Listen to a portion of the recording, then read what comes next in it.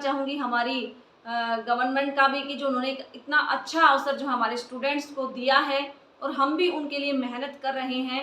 तो आप भी उतनी ही मेहनत करें मेरे प्यारे स्टूडेंट्स, जितनी हम आपको पढ़ाने मतलब वीडियो बनाने का हमारा पर्पज़ कोई नहीं है, सिर्फ यही है कि आप तक हर एक वो मटेरियल पहुँचे, हर एक वो बात पहुँचे जो आप तक जो है टाइम की कमी होने के कारण स्कूल में नहीं आप तक पहुँच पाती। ठीक है? तो आइए चलिए आगे बढ़ते हैं। तो हमारा जो है 11th क्लास का जो है यूनिट है यूनिट 4, उसका है सेशन नंबर 1 जो है डेपिलेशन सर्विस और उसका लेसन है वैक्सीन। तो सबसे पहले हम बात करते हैं कि जो हमारे हेयर होते हैं, हमारी बॉडी के ऊपर बहुत सारे अनवांटेड हेयर होते हैं। अनवांटेड का मतलब होता है जिनको हम नहीं चाहते बिल्कुल भी। ठीक है? कोई चाहता है कि हमारी बॉडी के ऊपर इतने हेयर्स आए?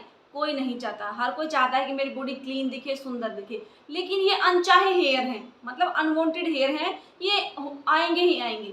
अगर आप कोई वैक्सीन करवा लेते हैं या कोई और ट्रीटमेंट करवा लेते हैं, ठीक है, तो ये दोबारा से आ जाते हैं। ठीक है, तो ये क्या होते हैं, टेम्परेरी प्रोसेस होता है एक वैक्सीन करना, क्योंकि वैक्सीन करवाने के बाद 2 से 8 हफ्तों के बाद जो है हेयर दोबारा से आ जाते हैं। इसके अंदर परमानेंट मेथड भी होते हैं, जैसे कि लेजर ट्रीटमेंट हो गया, ठीक है, इलेक्ट्रोलिसिस ट्रीटमेंट हो गया। तो लेजर ट्रीटमेंट वगैरह वो थोड़ा लंबा प्रोसेस हो जाता है, महंगा प्रोसेस भी है, जिसको हर कोई नहीं करवा सकता। ठीक है, स्किन के लिए थोड़ा हार्मफुल भी हो सकता है। तो उसकी वो थोड़ा परमानेंट है कि 75-80% तक हेयर खत्म हो जाते हैं, नहीं आते। उसके अंदर जो है जहाँ हेयर का रूट होता है उसको किल कर दिया जाता है। अगर हेयर रूट ही खत्म हो जाएगा, जड़ ही खत्म हो जाएगी, तो बाल आएंगे ही नहीं। ठीक है, तो लेकिन ये जो वैक्सिंग होती है, ये अनवांटेड हेयर को रिमूव करने का एक प्रोसेस होता है। इसके अंदर आप मार्केट से वैक्सिंग ला सकते हैं और आप करवा सकते हैं। ठीक है, तो अब हम बात करते हैं टाइप्स ऑफ हेयर। हमारे जो बॉडी के ऊपर जो हेयर होते हैं वो कितने टाइप्स के होते हैं। बेसिकली 4 भागों में डिवाइड किया गया है हेयर को। पहला होता है हमारा स्कैल्प हेयर, जो हमारे सिर के ऊपर जो हेयर होते हैं। ठीक है, स्कैल्प किसको बोलते हैं, जो सिर की त्वचा होती है उसको स्कैल्प बोलते हैं, और स्कैल्प के ऊपर जो बाल होते हैं उनको स्कैल्प हेयर बोलते हैं। तो नंबर 1 स्कैल्प हेयर। दूसरा है आईलैशेज हेयर। आईलैशेज हेयर कौन से हैं, जो हमारी जो पलकें होती हैं, पलकों के जो हेयर होते हैं, ये हमारे आईलैशेज हेयर हैं। नेक्स्ट आता है body hair. Body hair all over body के ऊपर जितने भी हेयर होते हैं वो बॉडी हेयर के अंदर आ जाते हैं। नेक्स्ट आता है हमारा प्यूबिक या फिर प्राइवेट हेयर। ठीक है, जो भी हमारे अंडर आर्म्स वगैरह में जो हेयर होते हैं वो हमारे प्यूबिक हेयर होते हैं। तो हमारे जो हेयर हैं बॉडी के ऊपर वो 4 प्रकार के होते हैं। ठीक है, नेक्स्ट हम बात करें हेयर ग्रोथ साइकिल की, कि जो हमारे बालों की जो बढ़ने की साइकिल होती है, हेयर ग्रोथ साइकिल होती है, वो कितने टाइप्स की होती है। मतलब हमारा जो हेयर बढ़ता है वो कितनी साइकिल में बढ़ता है, 1 2 3 4। ठीक है, पहला आता है हमारा एनाजन। कौन सा, एनाजन आता है।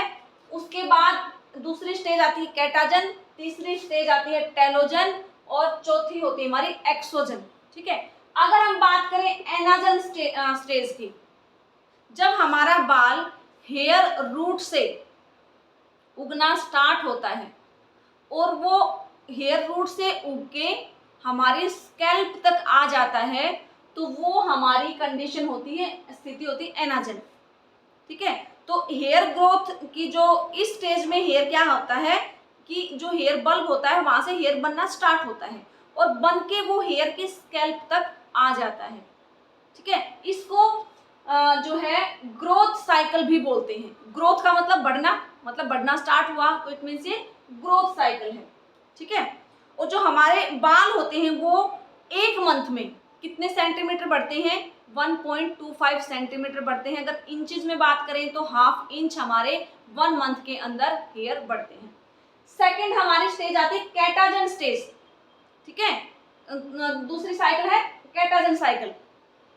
अब एनाजन साइकिल में तो क्या हुआ था, हमारा हेयर रूट से निकल के कहाँ तक आ गया था, स्कैल्प तक आ गया था। स्कैल्प से निकल के हमारा जो 2-4 हफ्तों के बाद जो हमारा हेयर आ जाता है, इतना लगा लीजिए, यहाँ से स्कैल्प से बढ़ के जो आगे तक आ जाता है, वो स्टेज होती है हमारी कैटाजन। उस स्टेज को बोलते हैं, इसका दूसरा नाम है ट्रांजिशनल स्टेज। क्या बोलते हैं, ट्रांजिशनल स्टेज इसको बोल देते हैं। और इस साइकिल में क्या होता है, जो हेयर हमारा ग्रोथ करके थोड़ा सा ऊपर तक आ जाता है। ठीक है, नेक्स्ट आती है हमारी तीसरी जो साइकिल होती है वो होती है टेलोजन साइकिल। जो टेलोजन साइकिल होती है वो होती है कैटाजन के बाद। अब कैटाजन में हमारा स्कैल्प से बढ़ के यहाँ तक आ गया, और यहाँ से बढ़ के जो लास्ट में जो एंड में जो हेयर आता है, ये वाला जो एंड में जो हेयर है, जो बाल का जो एंड है, ये कौन सी स्टेज है, कैटाजन टेलोजन स्टेज है। कौन सी है, टेलोजन। इस स्टेज में आके बाल एक जगह पे रुक जाते हैं, क्योंकि जो ग्रोथ होती है वो तो अंदर से होती है, ये तो हमारा नीचे नीचे चला जाएगा। ठीक है, तो इसको हम रेस्टिंग फेस बोलते हैं। रेस्टिंग फेस किस लिए, क्योंकि एक जगह पे आके रेस्ट कर रहा होता है, इसका कोई काम नहीं है, इसका काम है रेस्ट करना। ठीक है, ग्रोथ होगी वो अंदर से होगी। ठीक है, उसके बाद हमारा कैटाजन आ जाएगा और लास्ट में हमारी टेलोजन आ जाएगी। उसके बाद है एक चौथी स्टेज, एक्सोजन स्टेज। जब हमारा बाल टूट जाता है तो उसके बाद क्या होता है, दोबारा से कहाँ पे आ जाता है, एनाजन स्टेज पे। ठीक है, जब हमारा बाल मान लो फॉर एग्जांपल एक बाल बढ़ा एनाजन स्टेज से, फिर आया कैटाजन, फिर आया टेलोजन, अब एक वो बाल टूट गया। ठीक है, इट मीन्स वो दोबारा से बनना स्टार्ट होगा। तो जो दोबारा से जहाँ फिर से दोबारा से जनरेट होना, ठीक है, हेयर फॉलिकल का दोबारा से जनरेट होना, दोबारा से बनना, वो हमारी स्टेज होती है एक्सोजन स्टेज। ठीक है, समझ आया। हेयर ग्रोथ साइकिल कितने प्रकार की होती है हमारी, वैसे तो 3 होती है, लेकिन एक एक्स्ट्रा हमारी एक्सोजन चौथी होती है। तो एनाजन, कैटाजन, टेलोजन और एक्सोजन। ठीक है, अब हम बात करते हैं वैक्सिंग करने से क्या बेनिफिट होते हैं और क्या नुकसान होते हैं। बेनिफिट का तो सभी को पता है कि वैक्सिंग क्यों करवाते हैं। एक तो हमारे वैक्सिंग करने से हमारी जो स्किन होती है वो क्लीन हो जाती है। ठीक है, हमारे जो अनवांटेड हेयर होते हैं वो क्लीन हो जाते हैं। सेकंड, हेयर स्किन के ऊपर जो डेड स्किन होती है वो रिमूव हो जाती है। स्किन हमारी ग्लोइंग दिखने लग जाती है, स्मूथ लगने लग जाती है, सुंदर दिखती है। ठीक है, तो ये होते हैं इसके वैक्सिंग करवाने के फायदे। लेकिन वैक्सिंग करवाने के बाद 2 से 8 हफ्तों तक हेयर की ग्रोथ भी नहीं आती, कम आती है। ठीक है, अब नुकसान है तो उस चीज के कुछ अगर फायदे हैं तो उस चीज के थोड़े बहुत नुकसान भी होते हैं, चाहे कोई भी चीज हो। अगर फायदे हैं तो नुकसान पक्का होंगे। ठीक है, तो नुकसान क्या हो सकते हैं वैक्सीन के, कि अगर किसी की सेंसिटिव स्किन हो या हाइपर सेंसिटिव स्किन हो तो ऐसी स्किन के ऊपर वैक्सीन हम नहीं कर सकते। ठीक है, अगर किसी की स्किन के ऊपर कोई एलर्जी वगैरह हो तो भी हम वैक्सीन नहीं कर सकते। वैक्सीन करने के बाद जो है कई बार ब्लीडिंग होने लग जाती है। जो फर्स्ट टाइम वैक्सीन करवाते हैं तो उनको पेन भी थोड़ा ज़्यादा होता है, और जो है हमारे जो हेयर ये जो रोम छिद्र जो होते हैं जिनको पोर्स बोलते हैं, यहाँ से उनको कई बार ब्लीडिंग भी हो जाती है, ब्लड भी आ जाता है थोड़ा सा, क्योंकि फर्स्ट टाइम जब करवाते हैं। ठीक है, तो इसके नुकसान हो सकते हैं। नेक्स्ट आता है प्रिपरेशन। वैक्सीन से पहले हम जगह को कैसे तैयार करेंगे, क्या क्या तैयारियां करेंगे। सबसे पहले तो हमारे पास ट्रॉली अरेंज होनी चाहिए। जो साइड में आप देख पा रहे हैं ये ट्रॉली होती है, इसके अंदर जो है सामान रखा जाता है, प्रोडक्ट रखे जाते हैं। तो ट्रॉली हमारी अरेंज होनी चाहिए। जो भी वैक्सीन से रिलेटेड जितने भी प्रोडक्ट हैं, जो भी टूल्स हैं, वो सारे ट्रॉली के अंदर अरेंज होने चाहिए। ठीक है, टावल, छोटा टावल, बड़ा टावल की व्यवस्था होनी चाहिए आपके पास। जो है जहाँ पे भी आप वैक्सीन करते हैं, जो भी वैक्सीन चेयर है या वैक्सीन बेड है, उसकी व्यवस्था होनी चाहिए। चेयर बिल्कुल क्लीन होनी चाहिए, टावल आपके बिल्कुल क्लीन होने चाहिए। आपके पास जो है वैक्सीन अवेलेबल होनी चाहिए, स्ट्रिप्स अवेलेबल होनी चाहिए। ठीक है, और लाइट की व्यवस्था अच्छे से होनी चाहिए, एसी की व्यवस्था आपके पास अच्छे से होनी चाहिए। तो आप पहले से जगह को प्रिपेयर कर लेंगे।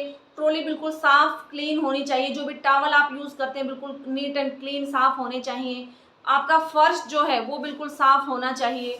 ठीक है, सैनिटाइज होना चाहिए।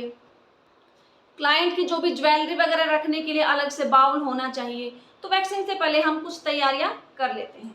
उसके बाद आता है प्रिपेयरिंग द क्लाइंट। ये तो हमने क्या किया था, जगह को प्रिपेयर किया था वैक्सीन से पहले। अब हम क्लाइंट को कैसे प्रिपेयर करेंगे।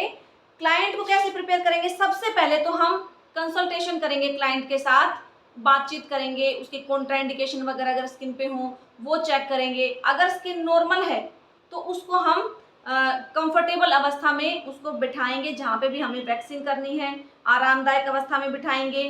क्लाइंट के कपड़ों को अच्छी तरह से कवर कर देंगे, प्रोटेक्ट करने के लिए टॉवल हमारे पास होना चाहिए, अच्छी तरीके से कवर कर देंगे ताकि वैक्सीन वगैरह ना गिरे। ठीक है, क्लाइंट की जो ज्वेलरी वगैरह अगर पहन रखी है क्लाइंट ने तो उसको हम रिमूव करवाएंगे। तो इस तरीके से हम क्लाइंट को पहले से प्रिपेयर करेंगे। अगर हैंड्स के ऊपर उसने कोई मॉइस्चराइजिंग लोशन वगैरह लगा रखा है तो हैंड वॉश करवाएंगे, उसके बाद जो है पाउडर वगैरह अप्लाई करेंगे। ठीक है, तो इस तरीके से हम क्लाइंट को तैयार करेंगे वैक्सीन से पहले, ट्रीटमेंट से पहले। उसके बाद आता है कॉन्ट्राइंडिकेशन ऑफ वैक्सीन, कि वैक्सीन से पहले हमें क्या क्या कॉन्ट्राइंडिकेशन चेक करने पड़ेंगे, या फिर क्या क्या कॉन्ट्राइंडिकेशन होते हैं, या कॉन्ट्राइंडिकेशन किसको बोलते हैं, ऐसी स्थिति जिसके अंदर हम वैक्सीन नहीं करेंगे। तो क्या क्या कॉन्ट्राइंडिकेशन हो सकते हैं स्किन के ऊपर जिसमें हम वैक्सीन नहीं करेंगे? अगर स्किन के ऊपर कोई घाव हो, अगर स्किन के ऊपर, हाथों के ऊपर कोई कट वगैरह लगा हो, कोई चोट वगैरह लगी हो रिसेंटली, अगर आपकी स्किन बहुत ज़्यादा सेंसिटिव हो, ठीक है, तो उस कंडीशन में भी हम नहीं करेंगे। आपकी जो ब्लड जो वेसल्स हैं वो बहुत ज़्यादा सेंसिटिव हो तब भी हम नहीं करेंगे। ठीक है, हाइपर सेंसिटिव स्किन हो तो भी हम नहीं करेंगे। तो ये कुछ कॉन्ट्राइंडिकेशन होते हैं। कोई बैक्टीरियल इन्फेक्शन हो या फंगल इन्फेक्शन हो तो भी हम नहीं करेंगे। ठीक है, तो ऐसी चीज़ें, बहुत ऐसी सिचुएशन हो जाती हैं कई बार जो हम ट्रीटमेंट नहीं ले सकते। नेक्स्ट आता है हमारा मटेरियल रिक्वायर्ड। क्या क्या मटेरियल जो है चाहिए हमें वैक्सीन करते टाइम? बहुत सारे मटेरियल की हमें आवश्यकता पड़ती है वैक्सीन के टाइम। जैसे सबसे पहले तो हम ले लेते हैं वैक्सीन को। सबसे पहले हमें क्या चाहिए? वैक्सीन चाहिए। वैक्सीन हीटर चाहिए जिसके अंदर हमें वैक्सीन गर्म करनी है। टेल्कम पाउडर चाहिए ताकि स्किन पे हम लगा सकें, स्किन को ड्राई कर सकें। ठीक है, स्पैचुला चाहिए जिससे हम वैक्सीन लगाते हैं। टॉवल चाहिए हमें कपड़ों को रैप करने के लिए। कोई भी ग्लव्स हमें चाहिए ताकि इन्फेक्शन ना फैले, ग्लव्स हम पहन के काम करें। ठीक है, क्लाइंट के लिए एप्रन चाहिए। दूसरा, हमारा एंटीसेप्टिक हमारे पास लोशन होना चाहिए। ठीक है, सीजर होनी चाहिए। कई बार क्या होता है, जो एक्स्ट्रा हेयर काफ़ी लेंथ में हो जाते हैं तो उनको हम कई बार एक्स्ट्रा लेंथ कट कर देते हैं, जैसे अंडर आर्म्स वगैरह करते हैं तो उसके बाद हम वैक्सीन करते हैं। ट्वीज़र होना चाहिए। कई बार कुछ हेयर ऐसे होते हैं जो बिल्कुल जो अंडर रूट होते हैं वो नहीं आते स्ट्रिप्स के अंदर, तो उस सिचुएशन में हमें हेयर को पुल करना है तो हमें उसके लिए ट्वीज़र चाहिए। स्पैचुला हो गया, हमारा स्पैचुला चाहिए। टिश्यू पेपर हमें चाहिए बाद में क्लीन करने के लिए। ठीक है, आपके पास आफ्टर लोशन होना चाहिए, आफ्टर वैक्सीन लोशन जो हम लगाते हैं, एलोवेरा का भी हो सकता है, एलोवेरा भी लगा सकते हैं, एलोवेरा जेल भी आप लगा सकते हैं, वो भी एंटीसेप्टिक लोशन होता है। ठीक है, क्लिंजर चाहिए, टॉवल हमारे पास होनी चाहिए, ज्वेलरी रखने के लिए बॉक्स होना चाहिए। तो ये सारी चीज़ें हमारे पास वैक्सीन से पहले होनी चाहिए। अब हम बात करते हैं वैक्सीन से पहले जो हम टेस्ट करते हैं उसको हम बोलते हैं पैच टेस्ट, या फिर उसको हम बोल देते हैं स्किन सेंसिटिविटी टेस्ट। तो क्या होता है ये पैच टेस्ट? क्या होता है पैच टेस्ट? हम जब क्यों करते हैं? ताकि हमें पता लग जाए कि हमारी स्किन सेंसिटिव है या नहीं, या हमारी स्किन के ऊपर वैक्सीन सूट करेगी या नहीं। तो उससे पहले हम पैच टेस्ट करते हैं। कैसे करते हैं? सबसे पहले हम वो देखेंगे कि वैक्सीन से पहले पैच टेस्ट करना बहुत ज़रूरी भी हो जाता है ताकि हमें स्किन का पता लग जाए। सबसे पहले हम क्या करेंगे? पैच टेस्ट के लिए हम 24 घंटे पहले करते हैं पैच टेस्ट को। और कोई भी जो वैक्सीन जो हम लेते हैं उसको हम लगाते हैं, या तो हम कोहनी के ऊपर लगा के हम टेस्ट करते हैं, कोहनी के ऊपर लगा के आप जो है, या फिर फोर आर्म पर आप लगा के जो है आप वैक्सीन, थोड़े से एरिया पे वैक्सीन लगा के आप उसको स्ट्रिप से रिमूव कर दीजिए। आप 24 घंटे पहले करें।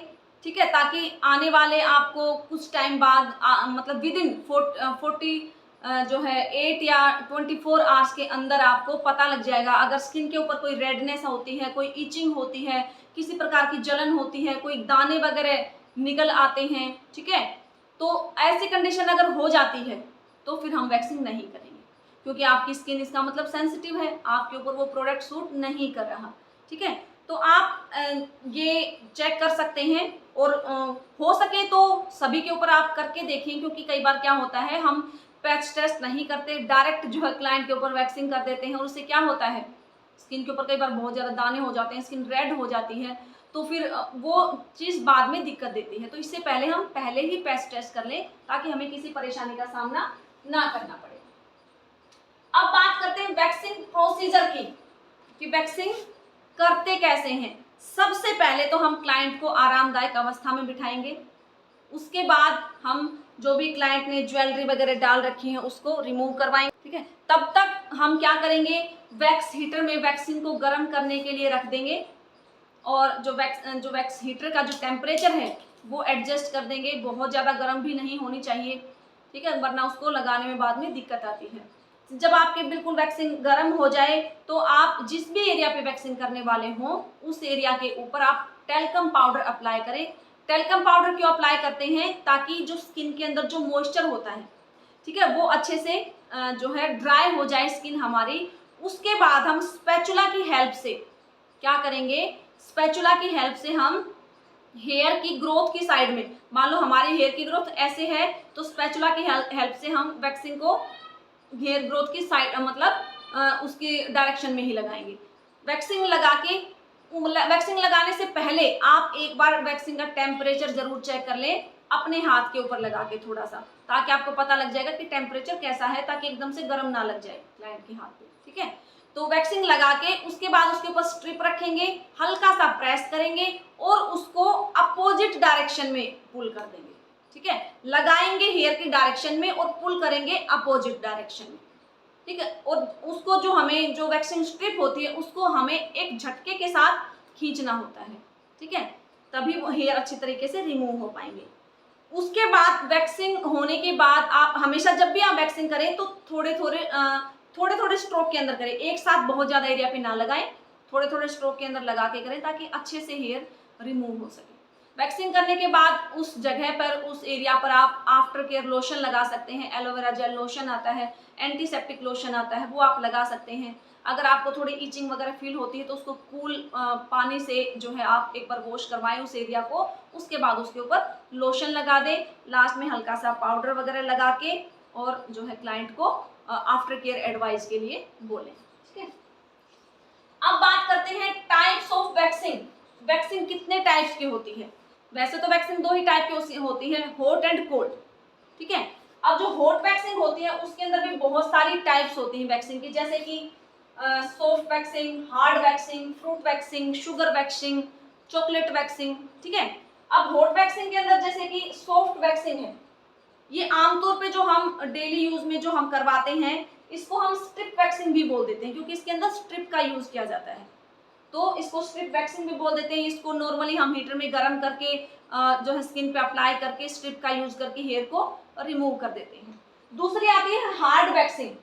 जो हार्ड वैक्सीन है ये, इसको हम एक तरह से नॉन स्ट्रिप वैक्सीन भी बोल सकते हैं, मतलब स्ट्रिपलेस वैक्सीन भी बोल सकते हैं, जिसके अंदर स्ट्रिप का यूज नहीं होता। हार्ड वैक्सीन मतलब ये थोड़ी सी हार्ड होती है।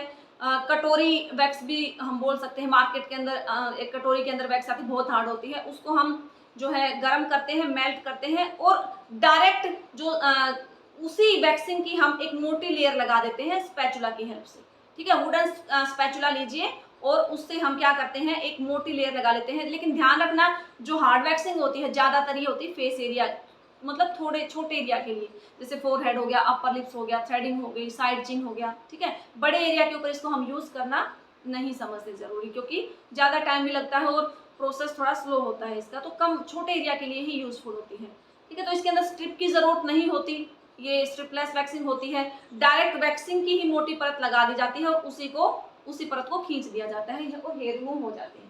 उसके बाद आता है फ्रूट वैक्सीन। ये भी हमारी नॉर्मल वैक्सीन की तरह ही होती है, जैसे सॉफ्ट वैक्सीन होती है, बस इसके फ्लेवर अलग अलग हो जाते हैं। ज़्यादातर जिनकी स्किन सेंसिटिव होती है, हाइपर सेंसिटिव होती है, उनके लिए फ्रूट वैक्सीन यूज की जाती है, क्योंकि इसके अंदर नेचुरल इंग्रेडिएंट्स मिले होते हैं फ्रूट्स के, ठीक है। तो जिनकी सेंसिटिव स्किन होती है उनके लिए हम यूज कर सकते हैं। इसके अंदर भी सेम है, वैक्सीन को गर्म करेंगे, अप्लाई करेंगे स्पैचुला से और स्ट्रिप का यूज करके हेयर को रिमूव कर देंगे। नेक्स्ट आती है शुगर वैक्सीन। ये भी हमारी नॉर्मल वैक्सीन होती है। शुगर वैक्सीन ये भी इन्हीं की तरह यूज होती है। चॉकलेट वैक्सीन होती है, ये भी इन्हीं की तरह गर्म, नॉर्मल वैक्स की तरह गर्म किया जाता है, उसको अप्लाई किया जाता है, स्ट्रिप का यूज किया जाता है, उसके बाद स्ट्रिप को हटा दिया जाता है। जो शुगर वैक्सिंग होती है ये शुगर से, पानी से, लेमन से बनती है। इसको हम घर पे भी बना सकते हैं, ठीक है। शुगर को मेल्ट करके उसके अंदर नींबू डाल के, लेमन का जो रस होता है वो डाल के, ठीक है, और जो है शुगर, लेमन और पानी से हम इसको घर पे बना सकते हैं, ठीक। उसके बाद आती है हमारी कोल्ड वैक्सिंग। हॉट वैक्सिंग में तो क्या था, हमको गर्म करने की जरूरत पड़ती थी।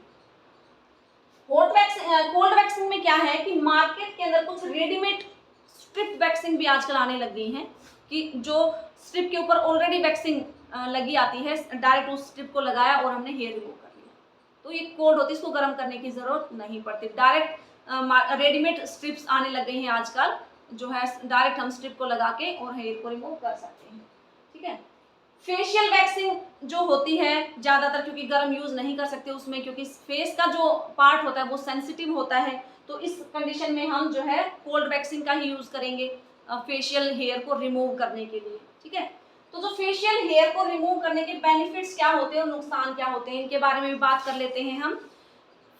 बेनिफिट्स तो क्या होते हैं, सबको पता है कि फेशियल हेयर को रिमूव करने से एक तो हमारा फेस अच्छा दिखेगा, फेस के अनवांटेड हेयर हैं वो रिमूव हो जाएंगे, स्किन हमारी क्लीन हो जाएगी, स्किन के ऊपर से डेड स्किन है वो क्लीन हो जाएगी, ठीक है। और जो हेयर की ग्रोथ है वो भी ज़्यादा टाइम तक नहीं आएगी, और स्किन टाइप के लिए जो है ये सभी स्किन टाइप के लिए इफेक्टिव होती है, जो भी हम कोल्ड वैक्सिंग यूज़ करते हैं। उसके बाद मतलब हानियाँ क्या होती हैं कि अगर स्किन सेंसिटिव हो तो यह पेनफुल हो सकती है, ठीक है, पेन हो सकता है स्किन के ऊपर अगर स्किन हमारी सेंसिटिव हो। कई बार स्किन हमारी रेड हो जाती है, दाने भी हो सकते हैं अगर सूट ना करे तो। अगर वैक्स करने का तरीका ठीक ना हो तो जो स्किन के ऊपर जो है इन्फेक्शन हो सकता है, कोई भी इरिटेशन हो सकती है, ठीक है, तो कुछ नुकसान भी होते हैं। उसके बाद बात करते हैं हम वैक्सिंग करने के बाद हम क्लाइंट का रिकॉर्ड कार्ड कैसे फिल करेंगे। आपको अच्छी तरह पता है कि कोई भी ट्रीटमेंट देने के बाद रिकॉर्ड कार्ड जरूर फिल किया जाता है। तो रिकॉर्ड कार्ड के अंदर क्या फिल करते हैं, क्लाइंट का नाम, उसका फ़ोन नंबर, उसका एड्रेस, क्या उसने सर्विस ली है, सर्विस से वो सेटिस्फाई है, यस या नो, ठीक है, अगली बार सर्विस कब लेगा या लास्ट टाइम सर्विस कब ली थी, सर्विस के दौरान उसको कोई दिक्कत तो नहीं हुई। तो ये सारी की सारी डिटेल जो है हम रिकॉर्ड कार्ड के अंदर फिल करते हैं। और अब बात करते हैं आफ्टर केयर एडवाइस। क्लाइंट को वैक्सीन करने के बाद उसको घर के लिए क्या एडवाइस देंगे वैक्सीन करने के बाद। सबसे पहले तो उसको हम बताएंगे कि वैक्सीन करने के बाद वो कुछ टाइम तक, हो सकता है 24 घंटे तक, वो स्किन के ऊपर ऐसा कोई लोशन या क्रीम ऐसी अप्लाई ना करें, क्योंकि स्किन के जो पोर्स होते हैं वो ओपन हो जाते हैं वैक्सीन करने से। अगर कोई भी हम क्रीम ऐसी लगाते हैं जिसके अंदर थोड़ा भी केमिकल हुआ तो वो डायरेक्ट पोर्स के अंदर चली जाती है और उससे कुछ भी इन्फेक्शन हो सकता है। तो कोई भी 24 घंटे तक स्किन के ऊपर कोई लोशन क्रीम ना लगाए। दूसरा, स्किन के ऊपर कोई भी मेहंदी वगैरह ना लगाए वो, क्योंकि मेहंदी लगाने से क्या होता है कि मेहंदी के अंदर केमिकल जो होते हैं वो डायरेक्ट स्किन में चले जाएंगे। तो जो वैक्सीन करने के तुरंत बाद ना लगाए, 24 घंटे के बाद वो लगा सकता है, ठीक है। वैक्सीन के बाद स्किन के ऊपर कोई भी ऐसी केमिकल वाली चीज़ें यूज़ ना करें, जैसे कि कोई भी परफ्यूम हो गया, डिओड्रेंट हो गया, वो यूज़ ना करें, ठीक है, उससे नुकसान हो सकता है। गर्म पानी का प्रयोग ना करें नहाने के लिए कभी भी वैक्सीन करने के तुरंत बाद, ठीक है। और 48 घंटे तक स्किन के ऊपर कोई भी एक्सफोलिएटिंग प्रक्रिया ना करें। एक्सफोलिएटिंग मतलब कोई भी जैसे स्क्रबिंग जो हम करते हैं ऐसी प्रक्रिया ना करें स्किन के ऊपर, क्योंकि स्किन सेंसिटिव हो जाती है वैक्सीन करवाने के बाद। तो ध्यान रखें कि उसके बाद कोई भी ऐसी चीज़ ना करें जिससे कि दिक्कत हो सके, ठीक है। टाइट फिटिंग के एक्स्ट्रा क्लोथ ना पहने वैक्सीन करवाने के बाद, क्योंकि ब्रीदिंग चाहिए होती है हमारी स्किन को, क्योंकि एकदम से सेंसिटिव स्किन हो जाती है, पोर्स ओपन हो जाते हैं, तो उसको अच्छी तरीके से एक बार सांस लेने दें। स्किन के जो पोर्स होते हैं, ज़्यादा टाइट क्लोथ ना पहने, इससे क्या हो सकता है कि बैक्टीरिया पनप सकते हैं, कोई भी इन्फेक्शन हो सकता है। तो इन चीज़ों का आप ध्यान रखें। तो ये तो था हमारा आज का टॉपिक। और हाँ, एक बात और ध्यान रखें कि जब भी वैक्सीन आप करते हैं तो कुछ चीज़ों का ध्यान रखें, जैसे वैक्सीन की जो स्ट्रिप्स होती हैं उनको तुरंत आप डस्टबिन में डाल दें, खुले में कभी भी ना डालें, इससे इन्फेक्शन हो सकता है, ठीक है। और क्या होता है कि जो भी डिस्पोज करें, जो भी ग्लव्स वगैरह आपने पहन रखे हैं उनको तुरंत डिस्पोज कर दें, ऐसा ना हो उनको निकाल के वहीं पे रख दें, नेक्स्ट टाइम यूज़ करने की कोशिश ना करें। क्योंकि हमारी सेफ्टी, हमारी हेल्थ का ध्यान पहले है। हम ठीक रहेंगे तो सब ठीक रहेगा, ठीक है। तो जो भी वेस्ट मटेरियल होता है साथ के साथ उसको डस्टबिन के अंदर डाल के डिस्पोज कर दें। तो ये तो था हमारा आज का लेसन जो है 11th क्लास का यूनिट 4 का फर्स्ट लेसन बेसिक डेपिलेशन सर्विस, जिसमें हमने पढ़ा वैक्सिंग के बारे में। आई होप आपको अच्छे से क्लियर हो गया होगा सारा। तो इस जो वीडियो को आप जो है देख सकते हैं लर्न के लिए अपने घर पे। तो इसके साथ ही मैं आपसे अलविदा कहती हूँ, आपसे विदा लेती हूँ। मिलते हैं इसके साथ ही नेक्स्ट जो है टॉपिक में, जो कि हमारा 11th क्लास का ही रहेगा, यूनिट 4 का सेकंड लेसन, क्योंकि 9th का भी सिलेबस कवर हो गया है वीडियोस का सारा, और जो है 12th क्लास का भी कवर हो गया है और 10th का भी कवर हो गया है। सिर्फ एक लेसन बचेगा थ्रेडिंग, यूनिट 4 का सेकंड लेसन, वो हम इससे नेक्स्ट वीडियो लेके आएंगे। तब तक के लिए सेफ रहिए, खुशहाल रहिए, हेल्दी रहिए और जय हिंद, जय भारत।